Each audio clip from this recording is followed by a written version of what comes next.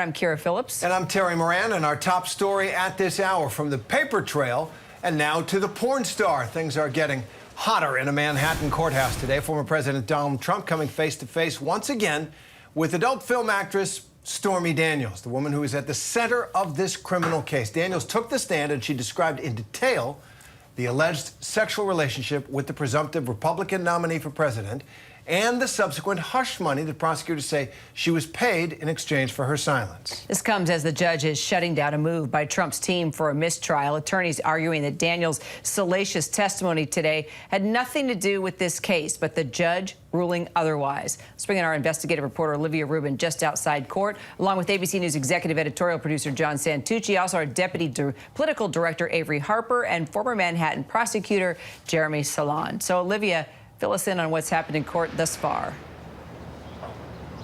Prosecutors have now moved well beyond the explicit details of the sexual encounter that Stormy Daniels has alleged, and they are now speaking to something that is a bit more closely tied to the charges at hand here.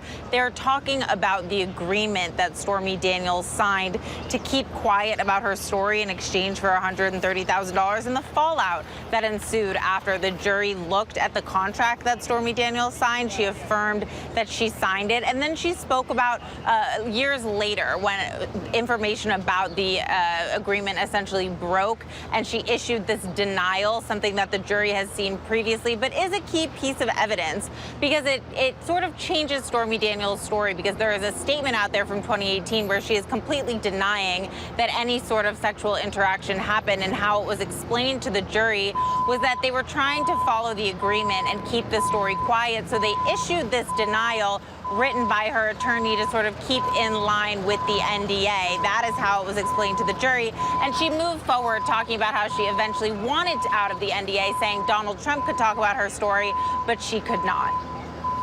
All right, Olivia, thank you. John, I want to go to you on Stormy Daniels' testimony. This is testimony that Donald Trump has dreaded, for a long, long time. And it may be, we're going to get to that with Jeremy in a minute. It may be a mistake by the judge to let it get as explicit and salacious and dirty up the defendant as much as it did. But that said, I just want to ask about Trump. You know him so well, watching Stormy Daniels on the witness stand. Well, he was doing the exact opposite. He was not watching Stormy Daniels on the witness stand. He was looking down around, as our team said. His body was turned in all different contortions, none of which was towards the witness stand here, Terry. And the reminder that this was going to be a bad day for Donald Trump, horrible is the word that I would use. Devastating is what some people have said. Now, not so much for the, the case itself, because this is not really about the case at this part. It's not about the act. It's about the money and the 34 counts of falsifying business records. But to have to sit there and hear so much in graphic details about that night, with your son sitting right behind you, obviously your wife and others across the country following along, it's just not good for Donald Trump, the man, right? And we know that how often Donald Trump protects and, brags about a certain image, all of which to have somebody stand there and talk about it in front of a couple of dozens of people, including a jury, is just not a place Donald Trump even imagined he would be. But what I think is remarkable right now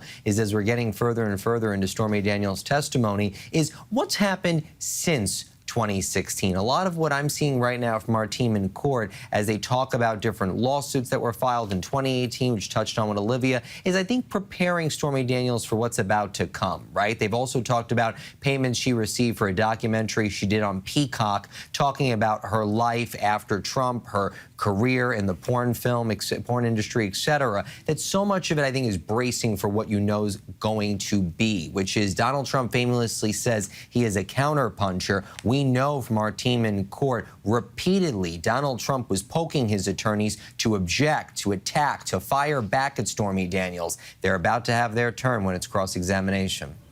So, Avery, I mean, Trump is here clearly instead of the campaign trail. How many months away are we from the November election now? I'm counting in my... I looked at Terry. 6. Thank you. 6. We're getting into some pretty lurid and embarrassing details. So much about his personal life and this relationship and these allegations with Stormy Daniels. They've already been out there for a number of years, laid out in her book, etc. And it hasn't seemed to impact him so far. The fact that it's back in the news like this, so close to the November election, is he going to take a hit here? Well, like you said, it's still months and months away from when folks are going to head out to the polls and vote. And so I think the hope on the part of the Trump team has to be that folks will forget about some of this testimony as it gets closer to Election Day. But look, as you mentioned, he is not out on the campaign trail. The longer he is in court is the longer that he cannot be out on the campaign trail. This week, on Wednesday, when court is out, we are not going to see former President Trump out on the campaign trail. So not even taking advantage of the free time that they have this week to be able to head out to battleground states. But look, I think that the Trump team is going to continue to try and take advantage where they can of opportunities to meld both the courtroom and the campaign trail. We saw former President Trump come out and speak to cameras earlier today. We know that the Trump team has been apt to try and fundraise off of developments that happen in court. All right, so Jeremy, I want to go to you on the law here. The judge himself expressed discomfort with the level of salacious detail that Stormy Daniels was gleefully offering, apparently, to the jury.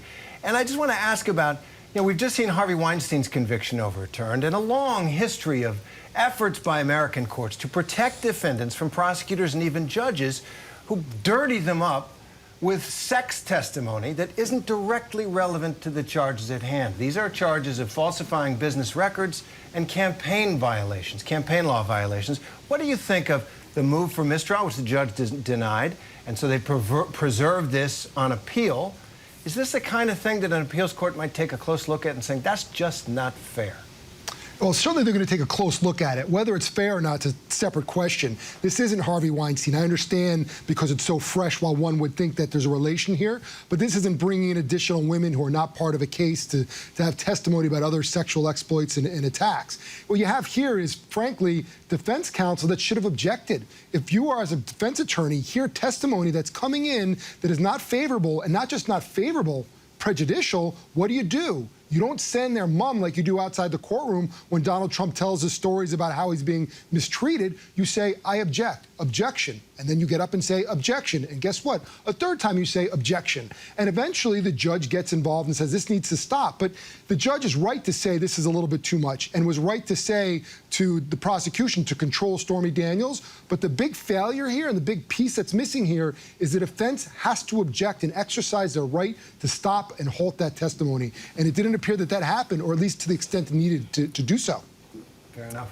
So, Olivia, what was this point in which Daniels got emotional and choked up on the stand? What was that all about? She was speaking at that moment about an alleged threat that she received back in 2011 while she was in a parking lot with her young daughter. And she got choked up talking about it, talking about how she didn't feel comfortable telling her boyfriend at the time, who was dealing with mental health issues. She picked up her glasses off of her head, perhaps so they wouldn't get foggy. And she took a moment to sort of compose herself. So we will see how Trump's attorneys sort of work with that event on cross-examination, which is going on now. But to the point we just heard about Donald Trump's attorneys being more perhaps aggressive, it's going to be very interesting to see what sort of approach they take with Stormy Daniels on cross-examination right now. The attorney who is going to be doing the questioning, Susan Necklace, has not been up yet in this case, really. She was the one objecting earlier, but so far it has been led by Todd Blanche and Emil Bove, and Bove is the one who has been far more aggressive in his questioning of witnesses. So we will be looking to see how she handles Stormy and if she tries to sort of go through again some of what Stormy has already put into the record about those explicit details, try to walk them back a little bit, because the judge did say you can try to walk it back on cross-examination. So will they try to do that right now?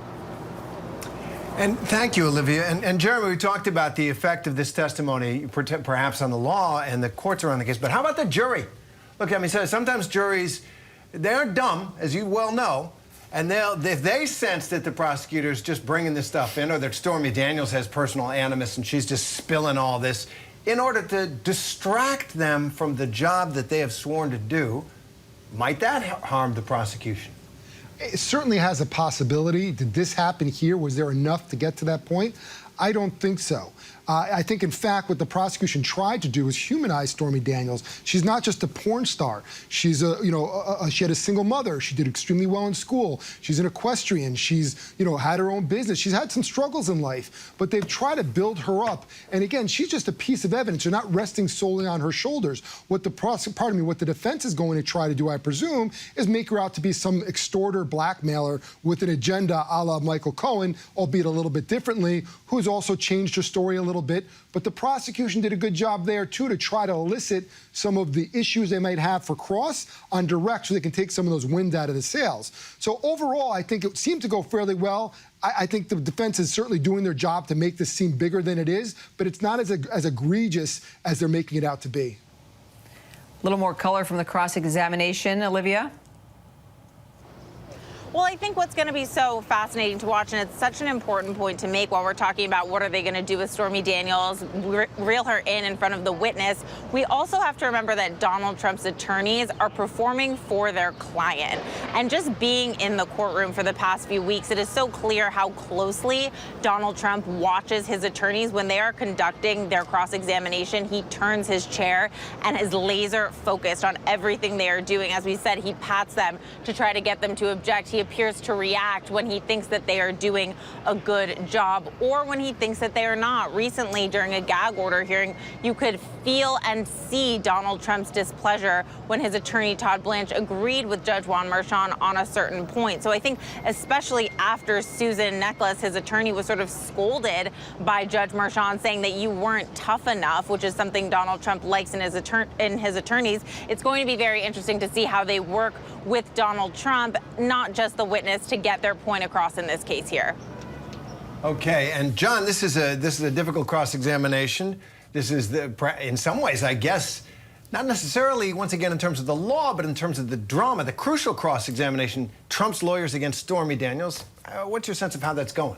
Pretty hot and heavy already. I mean, just moments into this testimony, here's where we are. Susan Necheles has asked Stormy Daniels, "Am I correct that you hate President Trump?" Stormy Daniels responding, "Yes." Necheles then follows up, "And you want him to go to jail?" Daniels responding, "I want him to be held responsible." And look, this is not surprising, right? I mean, Stormy Daniels, so much of what she has said on the stand, Terry and Kira, for much of the day, is all details she has previously put out there. She did an extensive interview with 60 Minutes. She wrote a book. She just did a documentary. She's done a ton of other interviews, including with ABC News. So what we're seeing, though, now is a real moment in American history. The fact that she is on the stand talking about Donald Trump, a former president, potentially a future president, should he be successful this November. I think all of that is really just something that you could not have predicted if you tried. And I think seeing, as Olivia rightfully pointed out, seeing Susan Necheles get up there and say to Stormy Daniels, you did a bunch of prep sessions with prosecutors, Daniels firing back and saying, well, this is my testimony. This is what I'm speaking. Of course, that's the process of things. That doesn't matter too much, right? But again, it's playing for the audience of one. And I think one of the things that I heard today from Judge Juan Merchan when they came back from the lunch break, saying to Trump's defense lawyers, "Gee, I'm surprised you didn't object more." I just said, oh, God help those lawyers when court's over, because Donald Trump is going to absolutely lose his mind. All right, John Santucci, Olivia Rubin, Jeremy Saland, thanks very much, and Avery Harper, thanks very much.